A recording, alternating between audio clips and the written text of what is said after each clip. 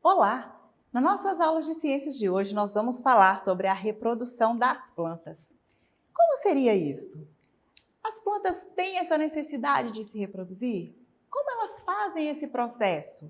Existem diferentes formas de reprodução? Como que elas se organizam dentro dessas reproduções? Que tipo de benefício essa reprodução traz para as plantas? Bom, primeiro nós vamos compreender as gimnospermas.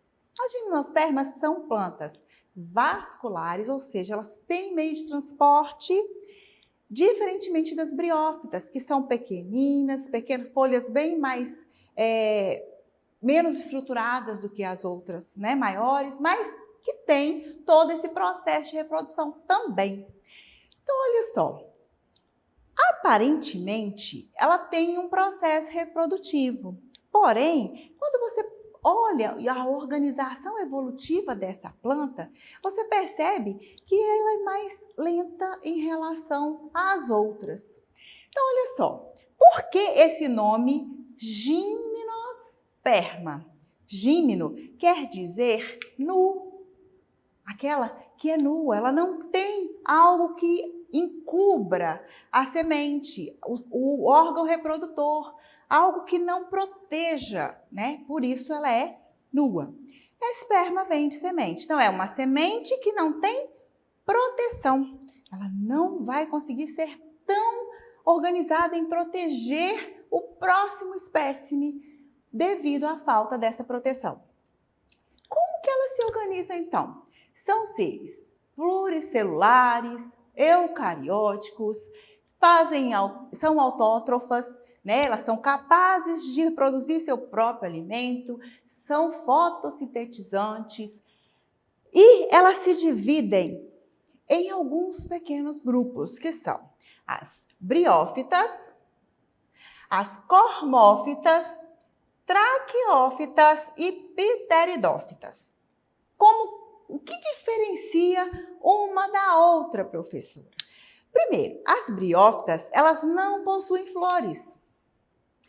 Elas têm nem semente e nem fruto. Elas têm as folhas e o caule não tão estruturado, não é uma coisa não é um tronco, né? É só um caule mesmo para suportar as pequenas folhas.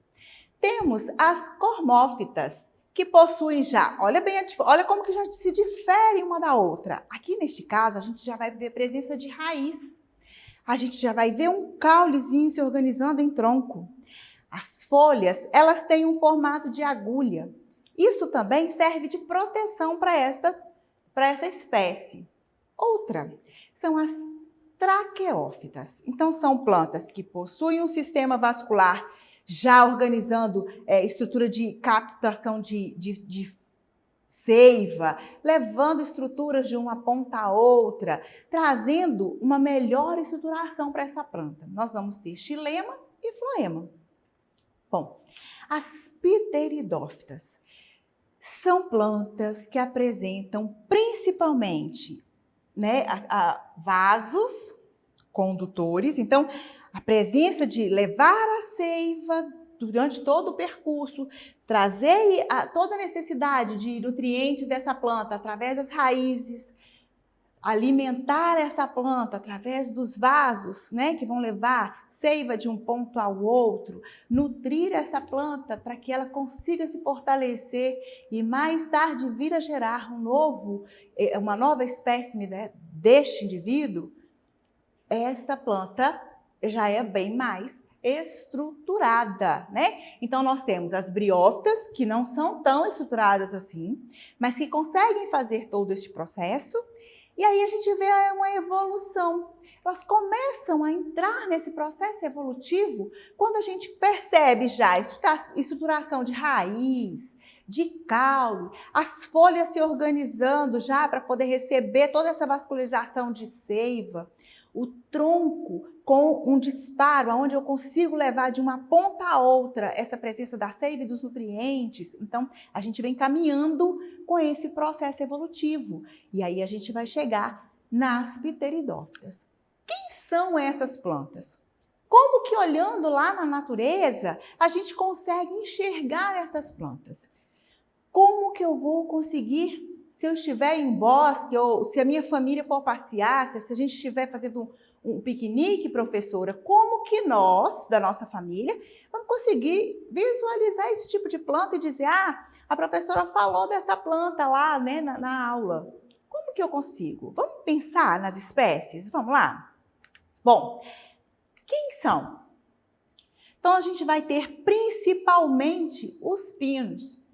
São o pinheiro do Paraná, que são as araucárias, os pinos mesmos, os cedros, as cicas. As cicas, aqui na nossa região, elas são bem comuns nos jardins. Porém, existe uma estrutura que ela tem de defesa, que são vários espinhos, que a gente tem que ter um certo cuidado ao manusear essa espécie, tá? E aí a gente vai ver sequoias e ciprestes. Ciprestes também a gente costuma ver em alguns processos de jardinagem nas nossas cidades. Mas, em alguns lugares, nós só vamos conseguir enxergar araucária só na região do sul do país, né? Os pinos, a gente consegue, dentro da Mata Atlântica, ainda ver alguma coisa, mas não com tanta precisão assim, com tanta quantidade. São espécies que já estão em um processo que a gente precisa cuidar mais. Lembra quando a gente falou em uma das nossas aulas que a gente precisa preservar? Pois é, a gente tem que pensar nessas espécies também. Bom, as pteridófitas. As pteridófitas aqui, então, a gente vai ter as avencas, as samambaias que a mãe tem, às vezes, em casa, né? A avenquinha. Esta salvínia, ela é muito propícia de regiões alagadas. Ou então, quando você tem um laguinho no quintal de casa, às vezes no jardim, eles costumam colocar como enfeite, né? Então, a gente tem esta presença da salvínia só mesmo na nossa região como jardinagem, como uma ampliação da nossa jardinagem, tá bom? Bom, como que elas fazem esse processo todo? Quais são as estruturas que organizam essa reprodução dessas espécies? Como que essas espécies trazem esse processo reprodutivo como ganho? O que eu faço para manter a minha espécie segura e conseguir trazer novas espécies e preservar a condição dela no espaço onde ela está inserida? Bom, primeiro a gente vai pensar em estruturas. Sabe, quando vocês estão lá no meio das plantas da mãe, você vê lá a samambaia da mãe. Aí você vira a folhinha dela, atrás da folha, tá cheio de uns porinhos, pontinhos marrons, né? Às vezes todo da borra do café, um marrom bem forte. A gente fala assim, nossa, a planta da mamãe tá suja. Não, ela não tá suja. Lembra que a gente falou dos esporos? Exatamente. Isto são os esporos. Os esporos, eles estão presentes na parte de trás da folha desta samambaia, da avenca. Então, há uma modificação nessa folha que vai fazer essa função de reproduzir esta espécie. Professora, mas é um pontinho marrom, e como é que isso se desfaz? Como que isso se organiza para me dar uma nova espécie? Lembra que nós percebemos, a gente vai estar sempre revendo tudo aquilo que a gente já aprendeu, porque as ciências, ela anda muito casadinha. Então, aquilo que você já aprendeu, ela vai ser revista nas nossas aulas que vão vir a seguir. Então, a gente tem que ficar, muito atento a tudo que é falado. Então, olha só, os esporos, eles vão estar aqui, neste caso. O vento ou a água que a mãe vai lá regar a planta, ou se a planta está numa área de varanda e passa um vento, ele vai tirar parte desses esporos e vai fazer com que ele saia, né, dali da folha e vá cair em um outro lugar, aonde vai fazer com que aconteça o surgimento de um brotamento. Lembra que nós falamos do broto? uma nova planta a partir do brotamento. Então, essa planta pode fazer essa questão do brotamento. Mas também a gente vai ter o seguinte: nós vamos ter uma planta que vai produzir o cone ou o estróbilo masculino e uma planta que vai produzir o estróbilo ou o cone feminino. Cada uma delas fica próxima, porém não estão juntas, mas também com a ação, né, com as ações do meio natural, que é o vento, uma chuva, eu consigo fazer com que este gameta masculino chegue até o gameta feminino. E aí eu vou ter estas produções de novos seres. Então, o cone masculino ou o estróbilo masculino, ele vai gerar o grão de pólen. Às vezes você já ouviram a mãe dizer assim: nossa, este período as flores estão repletas de pólen. Até tem tanta abelha por perto, porque são elas que fazem às vezes esse, né, levar e trazer dos gametas. Aí você fala assim: mas eu não estou vendo, né? Porque ele não é uma coisa macroscópica, né? Ele é uma coisa microscópica. Então eu preciso de um microscópio para conseguir ver de fato o grão do pólen, um único grão. Ô professor, então o que eu vejo quando eu pego uma flor que está ali aquele amontoadinho de amarelo? Aquilo ali é uma junção de vários grãos deste pólen que vão trazer essa estrutura do gameta masculino, ok? Então, quando isso é disperso e ele vai chegar até o cone ou o estróbilo feminino, então aí eu faço com que aconteça a fecundação. E quando acontece esse processo de fecundação, eu trago para a condição de reproduzir aquela planta ali. Entenderam? Vamos repensar um pouquinho. Então, quais são as palavras novas que nós aprendemos só aqui, ó, nas estruturas? Nós aprendemos que as folhas, elas são modificadas, que a modificação dessas folhas trazem uma função reprodutiva e que eu chamo de esporófilas. Eu disse que as esporófilas, né, vão ser os encontrados, os esporângios. Olha os esporângios aqui, ó. Esses esporângios é aquele grãozinho com a cor marrom que está na parte de trás da planta, que a minha mãe tem lá, né, na varanda, não é, professora? É isso mesmo. Eu só vou encontrar naquela planta? Não, eu vou encontrar na avenca, na samambaia. Existem várias espécies que trazem esta estrutura granulada na parte de trás da folha. Ah, tá. Geralmente, estas folhas são o quê? Unidas, e quando elas se denominam estróbilos ou côneis. Neste caso, eu vou ter o estróbilo masculino e o estróbilo feminino, que quando se unem os dois gametas, eu vou ter a parte fecundada que vai gerar uma nova espécie. Então, eu consigo, né, organizar essas palavras todas na minha cabeça, ok? Vamos entender mais um pouquinho. Então, vamos lá. Eu falei que as folhas se modificam e com isso eu consigo fazer um processo reprodutivo, né? Elas têm essa função reprodutiva. Então, olha só, quais os tipos de esporos nós temos? Nós temos os megásporos e os micrósporos. Vamos pensar em como eles se diferem. Todos eles vão me dar os gametas, vão se organizar. Porém, pequeno, eu preciso de um mecanismo para fazer com que eu enxergue este pequeno grão de pólen. Já no caso do megásporo, eu vou ter uma condição de visualizá-lo no meio ambiente. Então, vamos pensar assim, ó.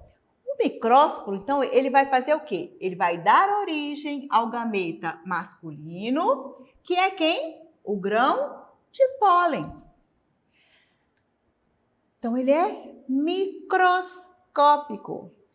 O megásporo, ele vai dar origem ao gameta feminino.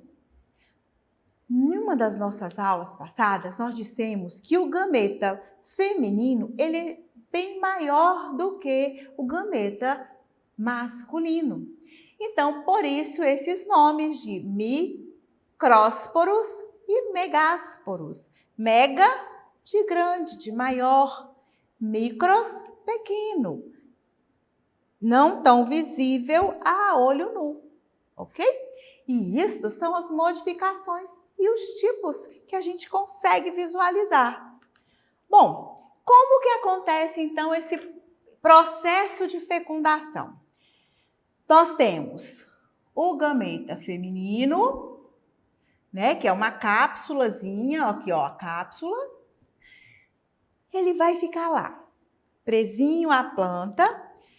Com o vento, esse gameta masculino é trazido para a base dessa planta, onde eu tenho as folhas. Lembra que eu falei que a folha, ela é uma modificação reprodutiva?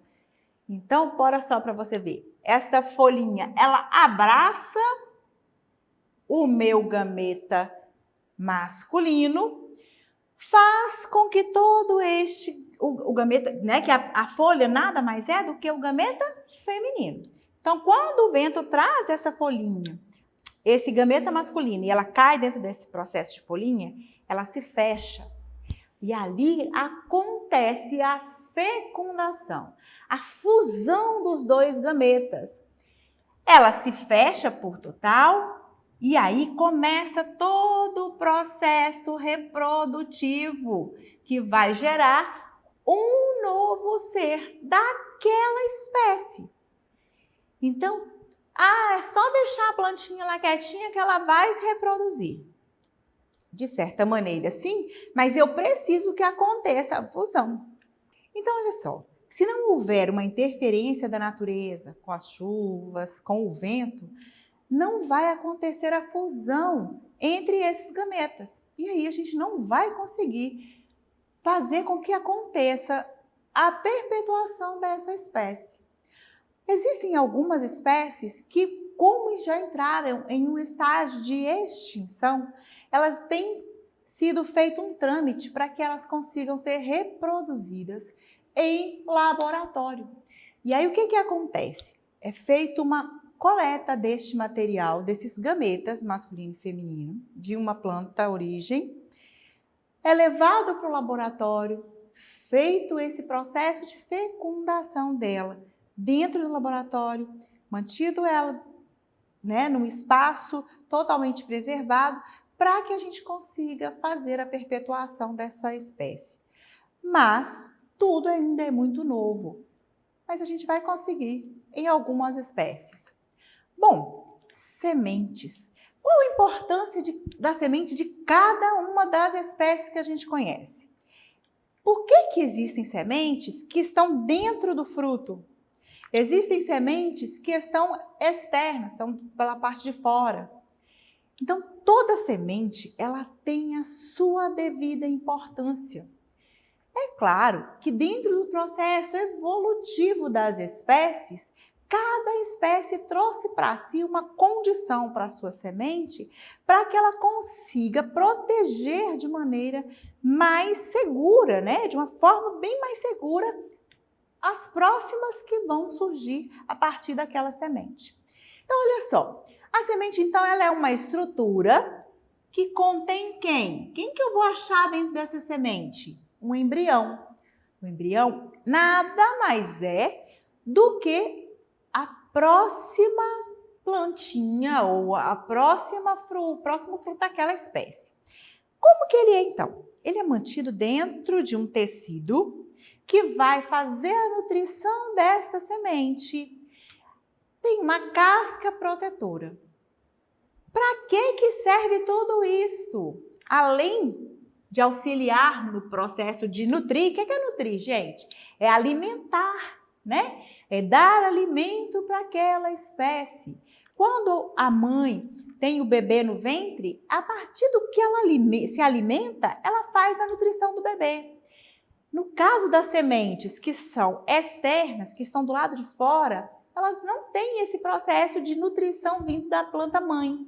Então, elas precisam de uma proteção para manter essa nutrição. E daí, então, todo esse tecido nutritivo, que é uma casca. Outra coisa, nós precisamos que haja uma melhor eficácia na dispersão, ou seja, como que eu faço esta semente chegar a uma distância maior para que eu consiga levar essa espécie a outros lugares. Então, cada semente, cada espécie desenvolveu uma metodologia para conseguir avançar dentro deste processo.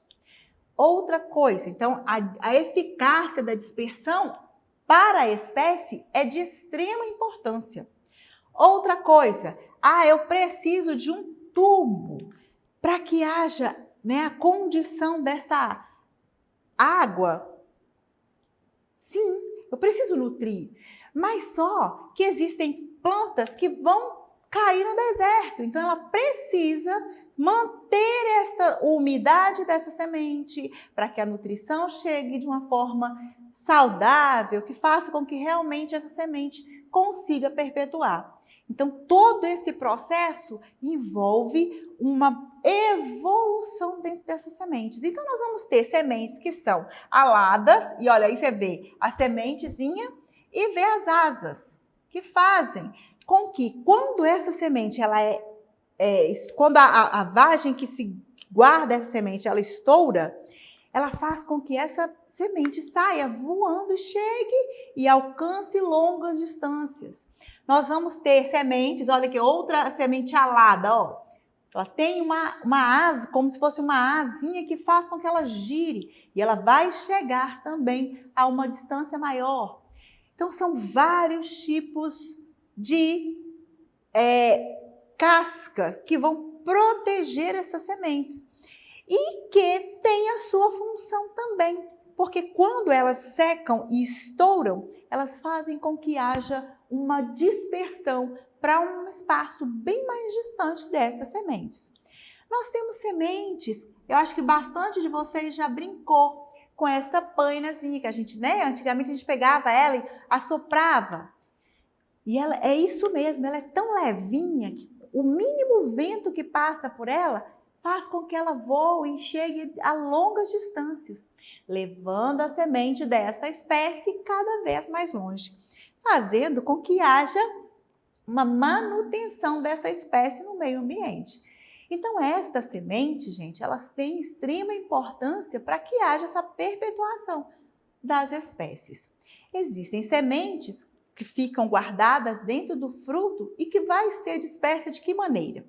Através de um animal que venha, que se alimente daquela fruta e que aí vá levar as fezes dele, né, para um lugar mais distante. E aí, à medida que ele faça a necessidade dele lá na mata ou em um lugar mais longe, ele vai levar aquela semente e deixar ali. Então, ele vai caminhar com essa semente dentro do estômago ali, dentro do intestino, e vai chegar com ela cada vez mais distante, fazendo com que haja a perpetuação daquela espécie.